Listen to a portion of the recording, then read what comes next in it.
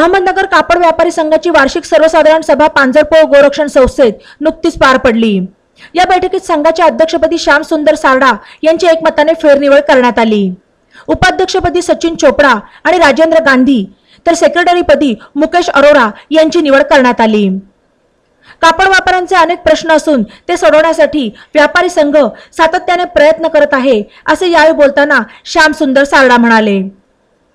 तसेच जाचक कर प्रणाली तसेच अन्य प्रश्नांवर सर्वांना सोबत घेऊन संघ भविष्यातही कार्यरत राहील आणि एकजूट आणि संघटन महत्त्वाचे असून या बळावर अडचणी सोडवण्याची ग्वाहीही त्यांनी यावेळी दिली। यावेळी राजेंद्र गांधी, सचिन चोपडा, रजनीकांत गांधी यांनीही उपस्थित सभासदांशी संवाद साधला।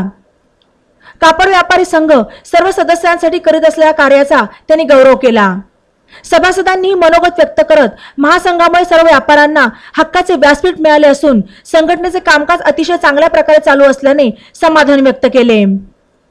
अहमदनगर कापड व्यापारी संघाच्या खजिनदारपदी धीरज मुनोत, सहसेक्रेटरीपदी विजय गांधी, कार्यकारिणी सदस्यपदी रजनीकांत गांधी, रसिक चोपडा, सचिन कटारिया, सचिन पेटकर, प्रशांत बोरा, अजय गांधी, विजय मुनोत, संतोष ठाकूर, कपिल शहा, विशाल शेटिया, निमंत्रित सदस्यपदी अभय कोठारी, निलेश संचेती, स्वप्नील डुंगरवार यांची निवड झाली। बातम्यांसाठी ई नवा मराठा यूट्यूब चॅनलला सबस्क्राइब करा आणि बेल आयकॉनवर प्रेस करा।